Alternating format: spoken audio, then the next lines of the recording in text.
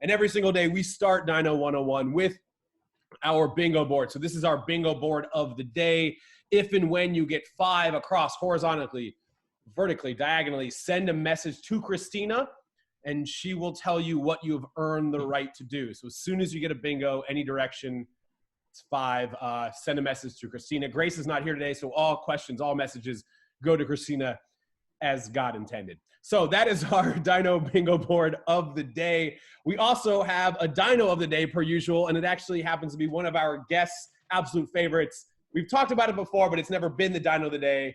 Ladies and gentlemen, Edmontosaurus. I don't need to make that sound with my mouth because I can with the okay. So this is Edmontosaurus. I'm excited to see your paleo art renderings at the end of our time together. We talked about paleo art yesterday. In fact, here's a couple more images.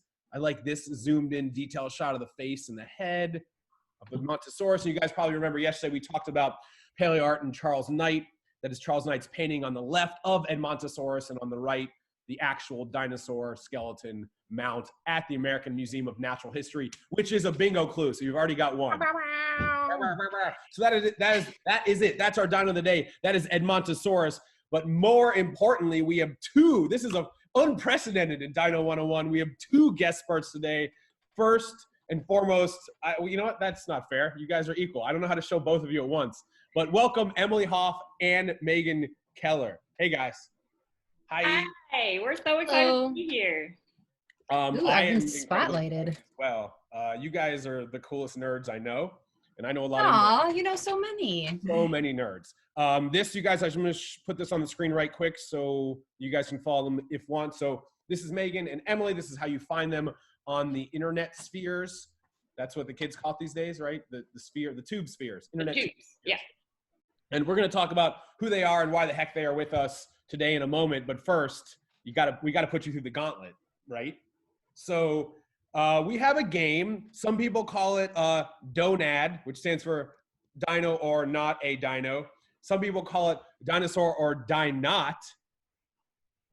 It's pretty good. Oh, the donut. Dino or not a dinosaur. Here's how this is going to work. I'm going to read both of you, because you're hearing this at the same time, the 10 different animal names. And your job is you together are going to have to come to a consensus and tell us if you believe that animal is an actual dinosaur or if it's one that we have totally made up. You at any point can ask for a spelling if you think that will help, as well as you can poll the audience simply by looking around the Zoom room. We have some very smart young paleontologists who might give you a thumbs up or thumbs down on certain animals. Maygen, Emily, are you ready to play Dino or Not a Dino? Yes. Oh, yeah. Yes, we are ready. We are ready to play. Okay. All right, here we go. Let's dig in. Number 1, Dakota Raptor. I'm going to say Dino. Maygen, very confident right out that you're going Dino. Yeah, I agree. Yes. Emily, you agree? Yes? Okay, you are 1 for 1. Dakota Raptor is a dinosaur. Woo! Write these down. I should also mention that there is a theme today for the not dinos. So as a bonus point, if you can figure out what the theme is for the non-dino animals, you get everyone's admiration and respect, even more so than you already have.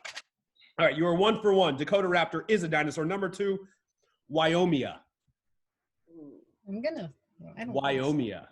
That sounds ridiculous. You sound ridiculous. I love that my co-author has strong feelings. Let's go with that. Not a dino. Not a dino. Your co-author is correct. Wyomia is not a dinosaur. 2 for 2. Well done. Great start. Number 3, Indianops. Indianops.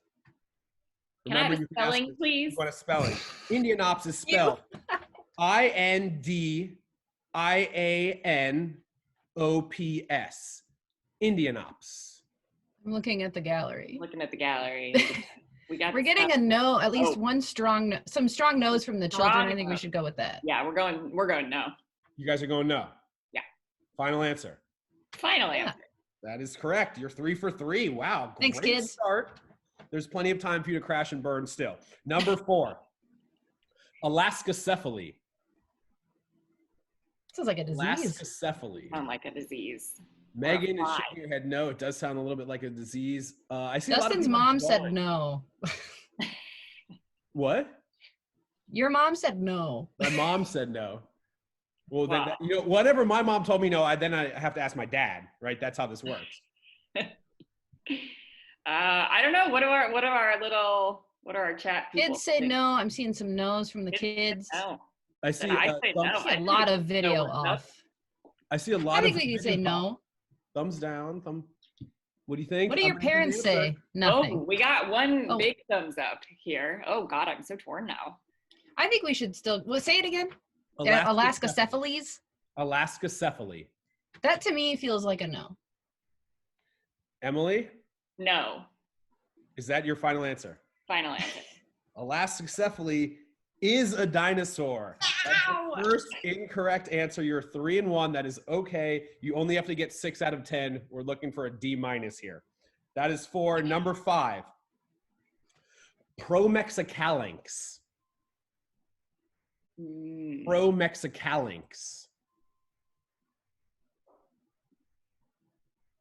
I don't know who to trust I feel anymore. like everyone in the Zoom is drawing furiously right now and not really giving you guys any help. Okay, but Lenosaurus Rex is like hard no on this, and she has not been wrong. We have a lot of video off, and that makes it really hard. Quit looking at the video ops. Some people just like to listen to the dulcet tones of our voices without actually seeing us, which is fun. Well, Emmy, Oh, you do man. this one because I was strong with the last one and I was wrong. Raptor is going hard no as well. And just simply based on those 2 screen names, I feel like we have to go no. So Mexicalyx, you're going no. Going no. That is correct. Mexicalyx is not a dinosaur. You were halfway there. You've gotten 4 right, 1 wrong. Moving along. Archosaurus. I think, okay. I know I keep saying no. I feel like they all have state names or something. But then Elascocephalys happened. Okay. So I'm not going to confirm or deny anything, but I like can where you your head's at. spell it? Can you spell it? But can you spell it as fast as you can? Sure. Arkansaurus. Arkan Saurus. Arkansaurus. Going no. I just don't think so. I just don't buy it. You're just not buying it? Not buying it. No. Well, one thing I'm buying is your book, and I'm also buying this as an actual real dinosaur name because Arkansaurus is an actual dino. All right, 5 and 2. You're still, yeah, that's the book. Well, 5 and 2. Here we go. Utah Raptor. That is one, right? That's a Utah dinosaur. Raptor. I feel like I've talked about that at length one time. Yeah, that's super dino. Super dino. You're right. That is super dino. That is correct. You are now 5 and 2. That is We can 7 do if this. I do the math correctly. We got 3 more. These are going to get tricky. Illinoicus. See, it's like Illinois, you know? Yeah, I know. See the theme? I do. You know, Illinychus. Illinoicus. Oh, I know other cuss endings like that. They're not dinos. Can I check in with the gallery? Please. Illinoicus. You're not allowed Kids, to be check in with extra your screen. aggressive with your stances. We're getting some nods. We're getting some thumbs down. Pravina Raptor says no. William when I'm says in yes. doubt, I usually look at Michael because Michael apart them really. He knows his dinos. He knows a lot of things. We betrayed him once before and we were wrong. Michael. So Actually, I Natty and feel like, Michael have done better than any other person ever in. Well, there's one exception, but they've done great in this game. So, just saying, Natty and Michael are go-tos. I don't think it's a dino.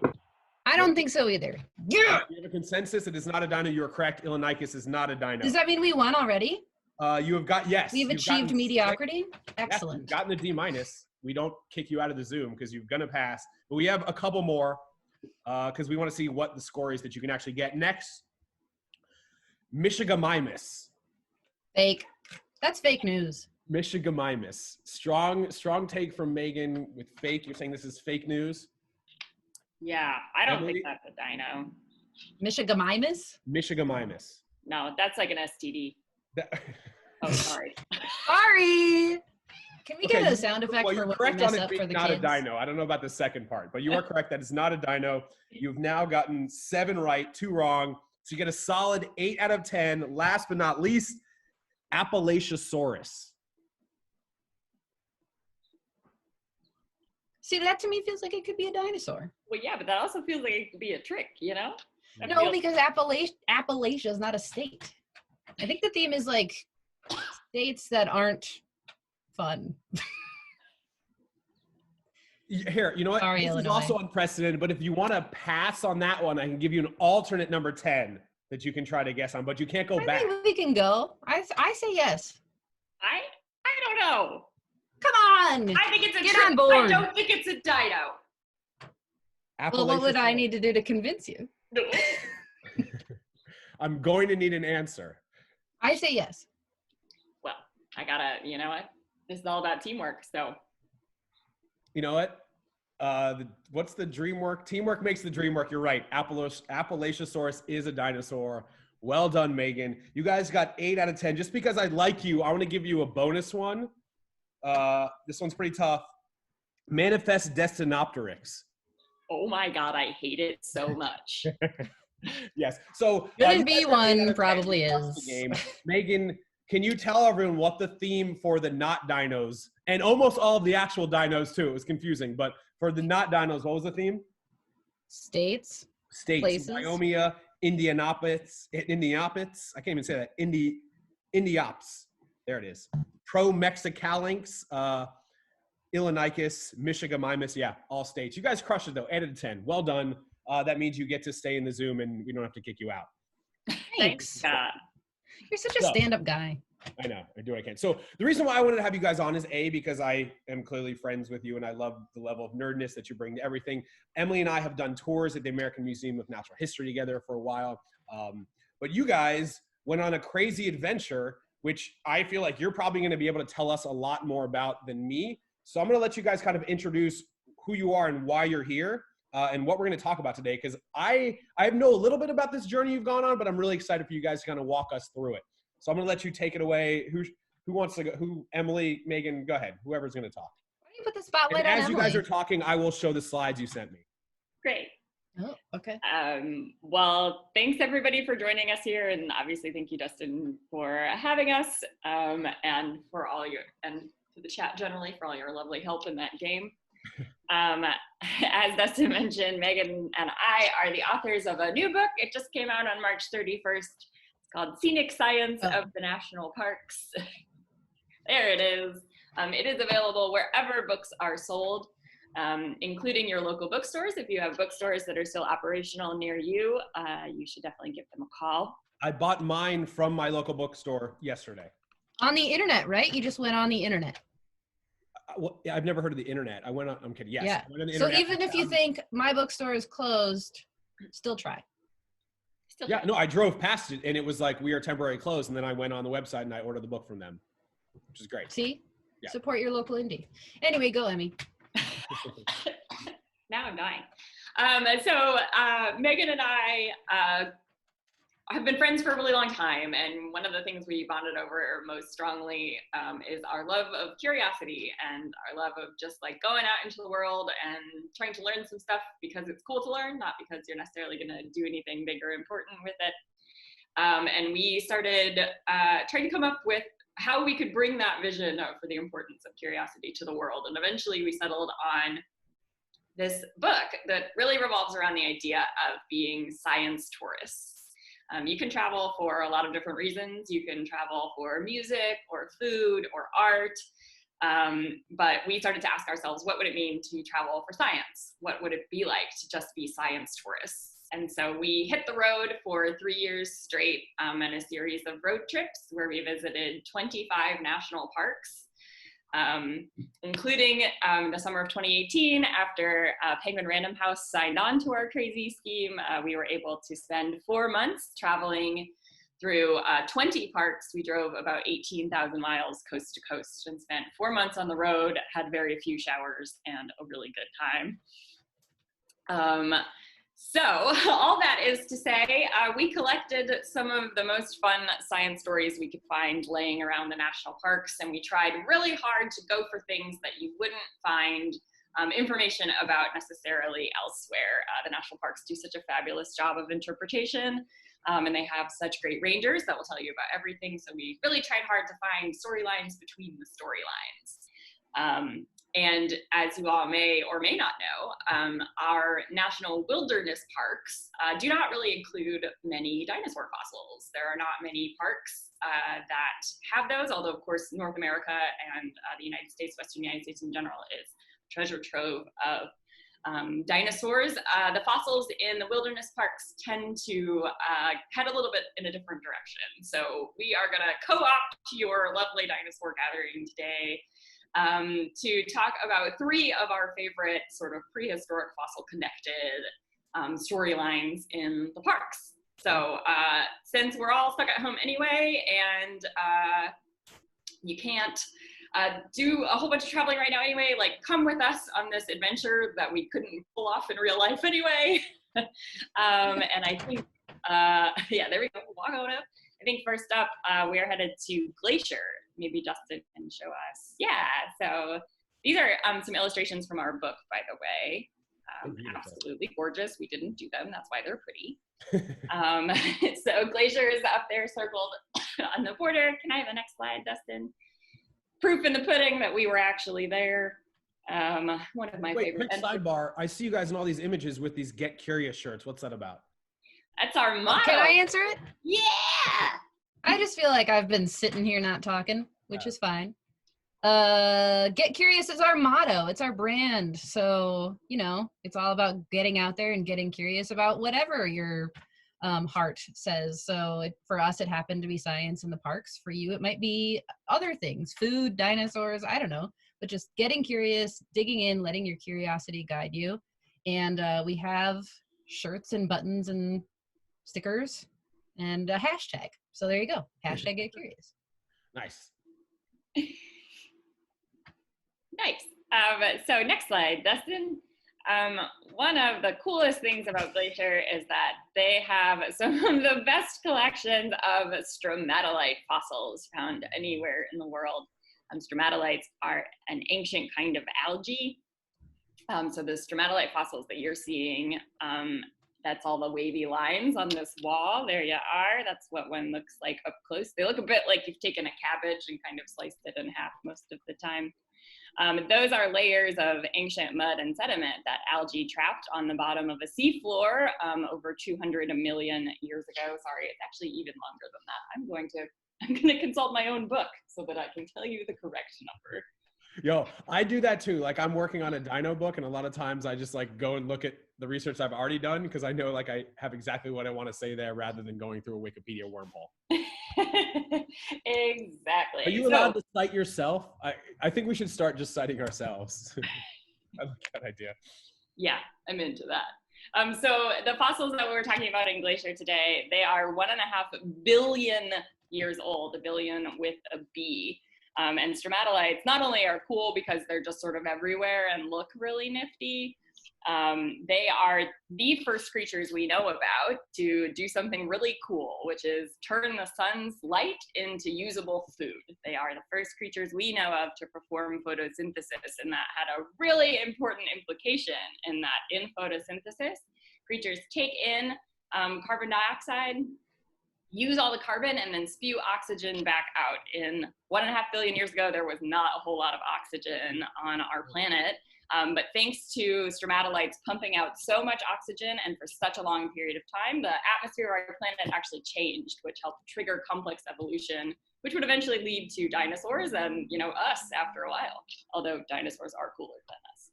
Facts. So you can see stromatolite fossils all over Glacier. I spotted the first one next to the road when Megan and I were driving up to a hike, and I nearly forced Megan to crash the car because I was convinced we were not going to see any other fossils, and I wanted her to pull over like right then and there. But they're actually everywhere. You just keep your eyes open. So you can either see them from the side where they look like wavy lines, or when you walk over the top of stromatolites, they look kind of like mushrooms, like mushroom caps in the ground. And there are a few different kinds. The next slide shows you different shapes that you'll be able to see, and the different shapes of the fossils give us some clues about what kind of water conditions the stromatolites were growing in. Cool. So, And that's an illustration from where, Emily? That's from our book, Scenic Science of the National Park. Oh, okay. Cool. I like that you guys started by talking about stromatolites, because like you're right, this is evidence of literally the first life on this planet. So if you're going to start from the beginning, start from the beginning. Better start from the top, right? All right. Bottom, I guess. So going from the top, what is our next step? What is our next step? I see Next something down slide, in please. Texas, 29. It looks like maybe near Corpus Christi. I don't know Texas. Oh, very good. Yeah, let's pull up that map then. That's helpful. That's helpful. So right, we were just up in Montana. Now we are down in Texas in Big Bend. This unfortunately was not a park that we were able to visit. It is in the middle of nowhere. It's like, oh, we could dedicate 4 days to driving there and then 4 days to driving back. And that wasn't going to work for us. But Big Bend is super cool and has been on my dream travel list for a really long time, because it is one of the few places in the continental United States where you can see the extinction boundary that marks the end of dino time on Earth. I have some cool illustrations, not from our book. I pulled them from the internet. But here's what it might look like. So that white line is iridium dust. That's from the vaporization of the asteroid as it impacted. And then that black layer above it is the chaos that unfurled in the aftermath. I mean, you don't have to be a trained geologist, paleontologist, anything to be able to see this line in the rock. And it's such a cool, like literal line in the rock separating dinosaurs from no dinosaurs in the fossil record. So like you can go anywhere around the world, and if you find rock that's dated to about 65.5 million years, it's a good chance I literally mean you, any of you can see this line. And any fossils we find above that line, no dinosaurs. Below that line, we find dinosaurs. It's such a great line that, again, like you don't have to be a trained paleontologist to see. So this, you can see this in Big Bend is what you're telling me? Yes, the rocks from that age crop up in a few different places in the park. Okay. Some of them you have to kind of go into, more difficult to reach places, but they just opened a new visitor center called the Fossil Discovery Exhibit that includes a viewing tube pointed out at the surrounding hills that gets you right to where that boundary marker is. Cool. Can you just real quick take us through these 3 images, because I love them. Aren't they really cool? All right, so here's just like, a splashy image of what that asteroid impact might have looked like, and then actual scientific knowledge comes on the next slide. These are from a study a few years ago that looked at what the actual range of impacts from that asteroid impact would have been. So I put a white star about where Big Bend is. Obviously that star is a lot bigger than Big Bend, but you get the point. So you can see tsunamis washed across huge sections of land, vaporized material flew everywhere. And then that next slide too, Dustin, is... Before the next slide, so the tsunami caused by something in the Yucatan Peninsula reached Alaska. Bonkers. Isn't that wild? Yeah, bonkers. Okay. And of course, we need to talk about the fireball, because there would have been an epic fireball. Megan has it in her background right now, I think. I think Megan's background is the epic fireball. Okay, go ahead. Right. I totally approve of that. And what the size? What is so seismic shaking mean? Much like an earthquake, where there's a local like center, and then it's less of a shake outside of that, and we think it's So I mean, it would have been like the actual impact of that asteroid hitting was tens and tens and tens of hundreds of atomic bombs, which also cause localized earthquakes. So this would have been like absolutely massive shaking. And so this type of impact with this type of force and this type of speed is what caused enough material to be ejected into the atmosphere that it could settle literally all around the Earth, leaving this line that you can see at Big Bend. Isn't that cool? Yeah, it's like a dinosaur sign off. It's like, we're walking out. We'll see you later. We're done. We're out of here. Except for birds, but we all know that. All right. So you guys saw evidence of the first life ever. You saw evidence of the end of non-avian dinosaurs. The third thing, and again, you guys went to 25 national parks. Is that correct? That is correct. Wow. I have questions about how and logistics in a minute, but I know you have one more you want to talk to us about. Let me open this up, screen share again. All right, so now where's 14? Where are we going? Grand Canyon? You got this one, Megan? Yeah, I got this one. Yeah, Grand Canyon, let's go. So I believe, hey, that's us at the Grand Canyon. I believe you mentioned birds a moment ago. I believe I did. This is one.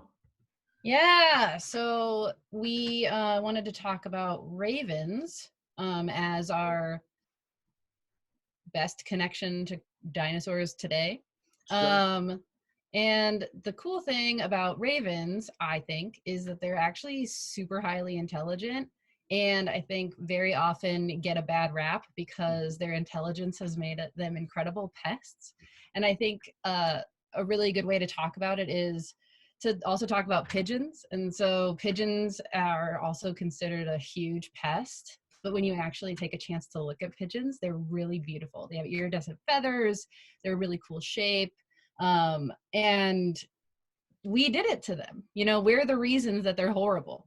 And so I think if we can just flip our perspective a little bit about any sort of pest, when we think about ravens, especially when you're in the parks, they can be really, really annoying because if you'll go to the next slide, they can wreak havoc on campgrounds, and it's awful. In Grand Canyon, when we were there, we were warned by a ranger to watch out for the ravens. And initially we were like, why? Like, what a ridiculous thing. And then, you know, we started to see they're huge birds. They're 2 feet tall. So they're a lot bigger than their counterparts, crows. And they just wreak havoc on anything that humans have used if it's even close to available. So they've been known to unzip zippers. They can rip into bags. They'll just shred things apart and find food wherever they can. And it's not because they're, I'm not going to swear, they're not jerks. They are just really, really smart and they're opportunistic. And so they have learned very, very well that humans are very easy access to food. So they follow us around and then they steal our food. And the interesting thing I think is, like I said earlier, they're just really, really highly intelligent. And I think often we think about intelligence and intellect as a mammal quality, right? So we think about probably chimpanzees and dolphins, I would say, when people think about really smart animals, maybe elephants is where they go. And ravens, in like very specific studies that are kind of outside of the natural world, have an intellect that matches 4-year-old children, 4-year-old human children. They're able to solve puzzles and problems. They're able to make a decision of waiting until, like waiting to receive a better reward. And so they can complete a task and then they can know if they wait longer and complete another task, they can actually get a better reward than the original reward. And so that's usually a trait associated with 4-year-old human kids. So no insult to any children on the call, but I think when you're out in the parks or when you're anywhere and you see ravens, and they're all over the place, instead of being irritated first, think about the fact that the reason they're so annoying is, one, because we've made them this way, and two, they're just really, really smart, and it's really cool, actually. We had a corvid expert, Kaylee Swift, on a couple of days ago, and we talked a lot about crow intelligence. We didn't talk too much specifically about ravens, but you guys are right. Ravens and crows are incredibly smart. We talked about one measure of intelligence across different species being encephalization quotient, which roughly translates to like body to brain size ratio. And crows are basically about at the level of chimpanzees. They have a 2.5 with respect to encephalization quotient, which means their brains are 2.5 times bigger than average, or than we would expect them to be for their body size, which is similar to that of like chimp. So you're right, incredibly intelligent. And I like the way you reframe that, Megan. Like, instead of thinking them as annoying, step back and be like, wow, these things are all up in our business because they're incredibly smart and they've learned how to like coexist really well, successfully for them with us. So I love that you guys brought up a crow and a dino. So I know you guys have more slides, and I think maybe these are just for. Yeah, no, they were just. Well, I mean, we can show them if they want. There are other fossils. There's going to be a lot of questions, and I figure maybe some of these slides might help answer some of these questions. So Christina, I'm going to turn it over to you in a moment for questions, but I have a couple I want to get the ball rolling with. So first of all, other than being inundated at your campsite by ravens, did you have another like really amazing or memorable animal encounter that you could share? Well, I'll start because Megan, I think you'll probably come up with a different one. One was that we spent some time in Shenandoah National Park in Virginia. And while we were there, we had like just come back to our campsite and were just starting to like get out pots and pans to make dinner. And Mama Bear and her 3 cubs walked like out of the woods and straight through our campsite. So obviously we were like, well, let's not make dinner at this exact moment. But it was really funny because the mom, you know, we were like at a safe distance and we were, you know, doing the things, but the mom was like clearly just trying to move from one place to another, and the baby bears would not stop messing around. One was like trying to climb a tree and would get like 3 feet off the ground and then fall off and be like, oh my God, how did I get on the ground? And the mom was just like, oh my God, come on. So you saw a bear and its cubs very close. That's awesome. Megan, do you have a different one? Well, I think for me, it was when we were in Great Smoky Mountains, and well, actually, now that made me think of another one that is the one I'm going to share instead. It was relatively chilly in the mornings there still. It was our first leg of the trip was out east, and so that would have been April or May when we went, right? June? I don't know. Listen, I'm drunk. No, I'm not. But it was really, really chilly in the mornings there. And so we were just like getting ready, being normal people. And our campsite was right by a creek. It was really beautiful. And I was at the trunk of our car changing my shirt. So I happened to be not wearing a shirt. And then Emmy was like, there's a snake. And I was like, oh, okay. And it was cold again, so it wasn't moving very quickly, but I looked down and it was like a regular sized snake or whatever. And neither of us really thought too much about it. And then our campsite neighbors, we ended up finding out with them and with Ed, the paleontologist, or the snake guy that Emmy is friends with, that it was a copperhead, which is a venomous snake. And I think our reaction was great of, you know, not really doing anything and staying out of its way. But yeah, I mean, we saw a copperhead and I wasn't wearing a shirt. And I think that's just a fun story. Topless copperhead action. I like the theme for me, or at least the moral of both of your stories is like, animals aren't here to mess with you as long as you don't mess with them. Like, you keep your distance and everyone's going to be fine. Yeah. We saw so many, and it was really cool. Something else that just came back to me really short was that we were on a hike in the Grand Canyon, and I saw just like a shadow move up ahead, and I couldn't quite see what it was, and it was a tarantula. It was like a little tarantula just crossing the path with like the perfect sun angle behind it, so it had like the bigger tarantula shadow. Cool. It was perfect. So I think a lot of times when people think of like the most amazing places to go, Grand Canyon is obviously near the top of the list. So you guys went to a ton of national parks, 25 to be exact. Is there like one that stuck out as not necessarily the most amazing, but like unexpectedly way cooler than like you went in as baseline? Like it just blew you away to a level that other ones did not? Megan, do you have one?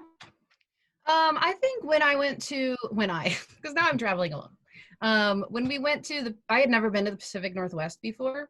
And so I had obviously heard about how beautiful it is and how incredible and amazing it is. And, but when we went to the coast of Olympic National Park, I think for me, that was like incredibly special. And it happened to be when massive fires were going on. And so I think our scenery at that point in time, we didn't have necessarily the best like visual clarity because of the smoke and fires and stuff. So when we were hiking along the coast to do some tide pooling, it was very eerie, like there was smoke and it was kind of gloomy out, Pacific Northwest. And I think for me, that was the most like, and this was after we had already done the whole rainforest in that park as well.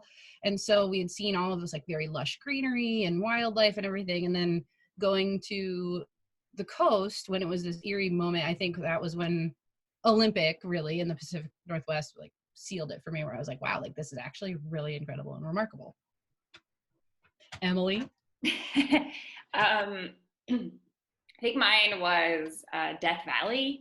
I had been really looking forward to it, and I was really intrigued by the park, and I have really been intrigued by deserts for a long time anyway. So I was curious to see what it would be like, but I had pictured just sort of like brown and dry, like not really a whole lot going on in that way. But Death Valley is the biggest misnomer that could have ever been applied to that landscape. It's a ridiculous name that I don't need to go on a rant about right now, but it is hardly a place of death as long as you don't act like a complete idiot.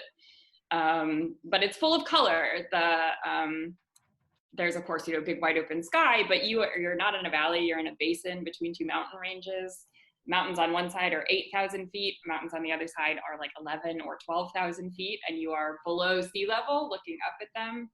And because there's, it's desert, there's a ton of vegetation, you can really see the colors of the rocks. And the rocks are like purple and yellow and green.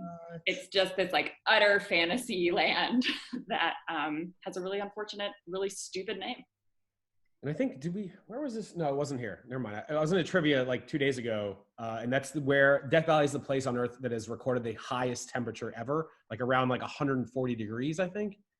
Yeah, the hottest air temperature ever recorded was there. And indeed, so we didn't really get to pick our traveling schedule. We sort of like got the book deal and it was time to go, and things just sort of unfurled how they had to. And that meant that we did not arrive in Death Valley until the end of August, which is not the time that I would recommend for everyone to go explore.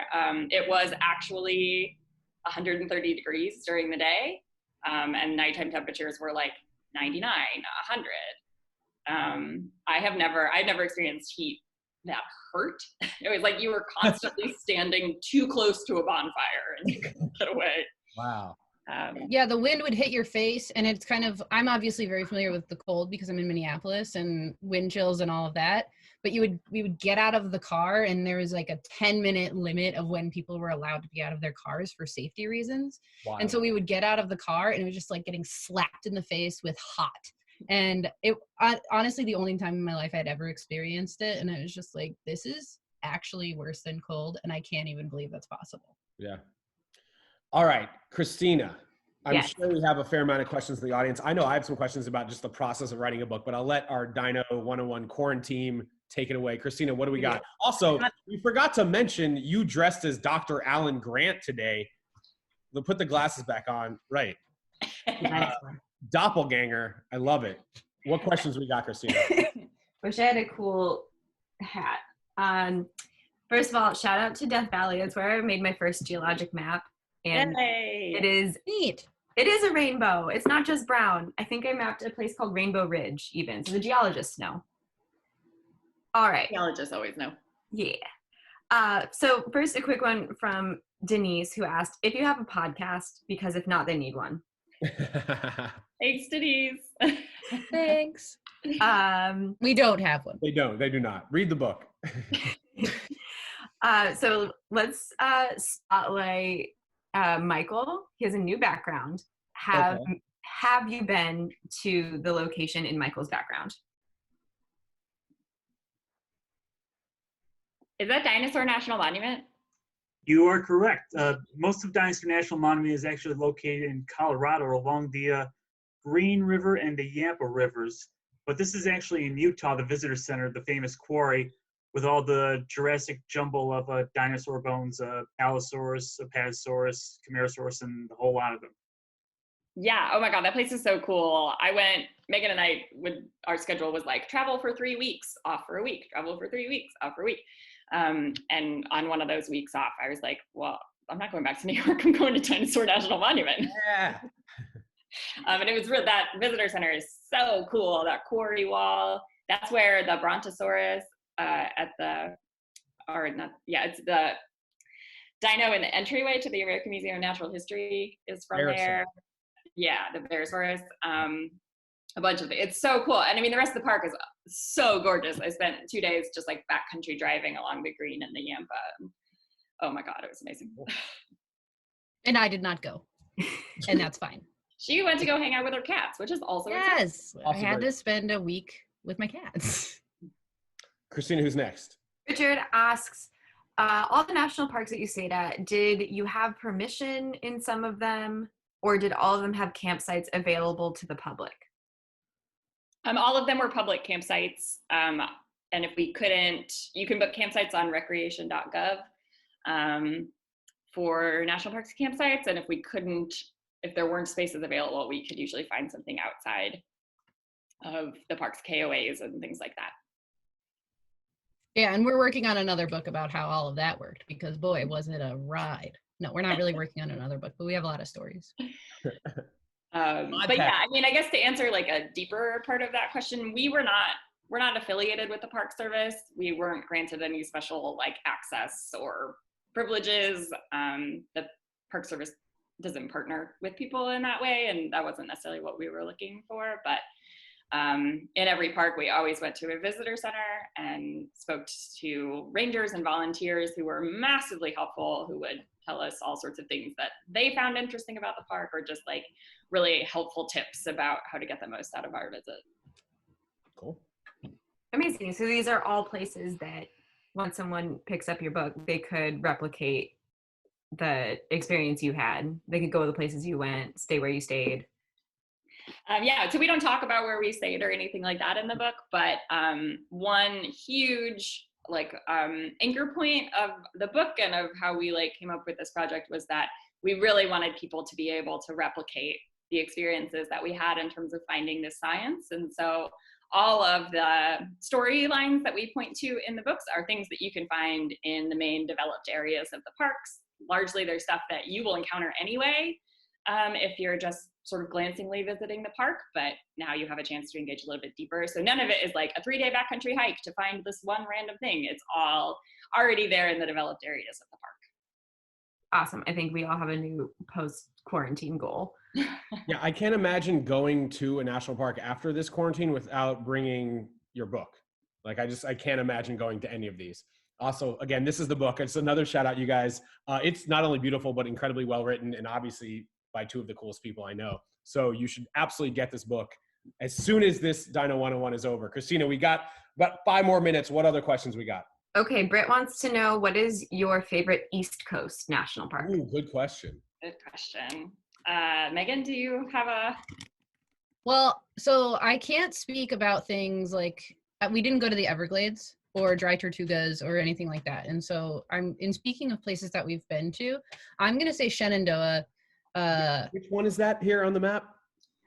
That is number, I think it's 43. 3? Yeah. 43, right? I'm putting my cursor on it. You can't see that. That doesn't help. But I think for me, I was expecting Great Smoky Mountains to be pretty rad in general. Yeah, Shenandoah is 43. I was expecting Smoky Mountains to be pretty cool, and it's obviously really large. It's by number the most visited national park for any number of reasons. It's really sprawling, etc. But for Shenandoah, I think both Emmy and I were we're going there. And then we got there and it was just super, super cool. And the driving, the overlooks, the hikes, the wildlife, the growth in the forests, and I don't know, it was just really, really remarkable, and certainly what I wasn't expecting for that part of the country. It also we were in a really cool campsite that had a circle trail that went all the way around it, which was pretty cool. And so I don't know, I think it was a special place to visit for any number of reasons. Cool. Yeah, I totally agree. Shenandoah absolutely blew me away in a way that I was not expecting it to. But if I could choose any park on the East Coast, I would head straight to the Everglades. Nice. Christina, let's do one more question before we do a gallery walk. Okay. Martin has a multi-part question. I'm going to count as one question. What was your favorite place in terms of vegetation? And where will you go next? Wow, good questions. Vegetation. Man, we saw such good vegetation. The giant trees in Great Smoky Mountains, that's some of the last remaining old growth forest on the East Coast, 200-300 foot tall tulip trees that just go straight up. That really blew me away. I'll also say the sweeping sagebrush flats that we encountered in a lot of places out west, Grand Teton has just those wide open kind of spaces going for it. And the hanging gardens in Zion, which is actually, yeah, that's what I was gonna say. Yeah, that's a part of our book. So you should definitely check out our science. Stop giving it all away. There's 60 parks, 60 parks in that book. You're going to be fine. So you have to do 2.5 more or 1.5 more books, right? Basically. All right, we'll get you in advance soon. All right, you guys, let's go through our Edmontosaurus drawing. So Megan and Emily, I'm going to go through these our gallery here. Feel free to chime in as to your thoughts. I know you're also both art critics on the side, so this should be easy for you guys. Before we get into this, I want to remind you guys again, if you want to support this Dino 1-on-1 endeavor that we do every single day, I'm Dustin-Growick at Venmo. But obviously, way more importantly, you guys go to scenicScienceBook.com. This is the book. I don't know what else I can say about it. It's freaking amazing. So here we go. Edmontosaurus. If you've drawn your Edmontosaurus, please hold it up. We're going to take a look at this late Cretaceous hadrosaur. You guys, these things were 40 feet long. They weighed like 4 tons. They could walk on 2 legs or 4. Let's check them out. We're going to start with M here. We got this Edmontosaurus at the bottom. I like that it's accompanied by your other drawings. That one looks pretty good. Very good. Wow. Oh, wow. Look at that one. I like that I'm in it for scale. I'm into that. I think you're holding that dinosaur's hand. That's part of the job as a dinosaur whisperer. Oh, look, we're in it. Emily. Oh, that's so cute. I love it. My hair looks great. Your hair does look great. Well done. Look at Ashley's here. Ashley always comes correct with some coloration. Whoa. And is this your professional job, drawing dinosaurs, or is this a hobby, or? This entire Zoom room has turned into just a gallery of professional artists. But look at the name. Ashley draws dinosaurs. I don't know. Oh, look at that one. What is this? I love how great these drawings are every single day. Strugglesaurus, so hard to draw. That's good. I like that. I am the Strugglesaurus. Catherine zooms in all the way from Melbourne, Australia. Richard every day. Look at this. Hell yeah. Oh, I like the Tracy baby. That is so cute. It's really cute. I know Inez is working. Edna Turnblad. It's a hairspray gal. Wow. What is this? This is Inez from Germany. She's actually working on a poster incorporating all of the drawings of the dinos of the day. Clearly crushing the game with this one. What else we got here? Let's see. Shout out to, hold on, just real quick shout out to these two beautiful. Hey, that's my parents. Hi, Emily's parents. Thanks for making Emily. You did a great job. Thanks for adopting me too, you guys. Here's Maddie. Looking good. I like the color. Oh, wow. Look at that. Lenosaurus Rex, we're coming to you. Whoa. Oh, I love how colorful it is. Ed. Oh, it's Ed. Like the rainbow bill. Agus is going to add to his post-it note paleo art gallery on the wall behind him. What? Right? God, this is neat. Right? Isn't it though? You guys are, every day I'm blown away by these. Judith, look at all the info on here. She took full notes into it. Can we just show Charasaurus's background real quick? Not an Edmontosaurus, but pretty good. Oh, yeah. All right. Here's an entire gallery right here. Wow. Yep. This is incredible. Oh my Colors gosh. are great there. Oh, I like this stylized face that Denise has put together here. Oh, very good. I like that. It's good. You see the bill, the beak bill situation, maybe some scales. Oh, Proviniraptor. Wait for it. Boom. Whoa. Wow. Looking pretty good. Oh, wow. This one's great too, you guys.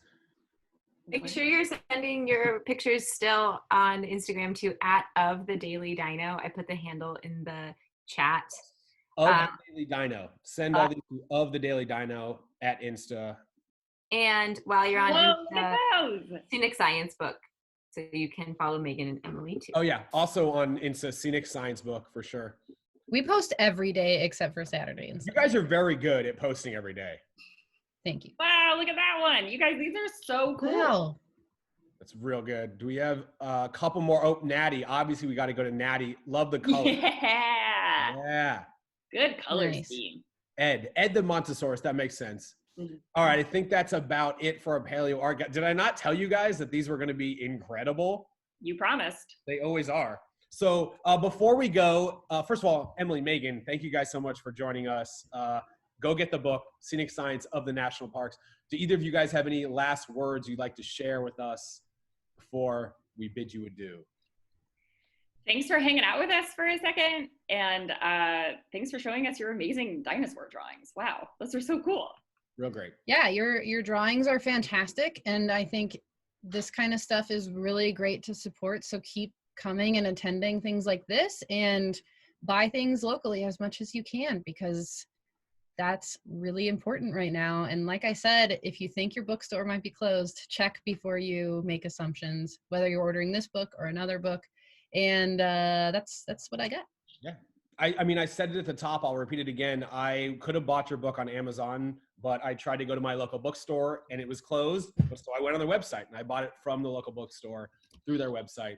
Do the same, you guys, with Scenic Science of the National Parks. You guys, tomorrow, thank you again so much, Emily and Megan. Thank you guys for making amazing Edmontosaurus drawings.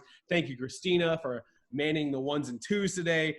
You guys, tomorrow, we are going to talk with someone who works at the Museum of Natural Science in Berlin, who specializes in feathered dinosaurs and bone diseases, and how we can look at bones from literally millions of years ago to figure out the issues and the problems and the ailments dinosaurs and other extinct animals had. Her name is Yara Haridi. She is amazing. She does a game on Twitter almost every day called Guess That Skull, where she posts very cool looking skulls and we try to figure out what they are from. That is tomorrow. That is Sunday? Sunday's tomorrow? Yes, tomorrow's Sunday. But for now, I don't care if you're trying to drive across the entire nation to see every single national park, or you're reaching deep down into your internet cart to select the right book, Scenic Science of the National Parks, to buy from your local bookstore. Never stop digging. Thank you again to Emily and Megan. I'll see you guys tomorrow. Have a great Saturday. Never stop loving dinos. Peace. Bye.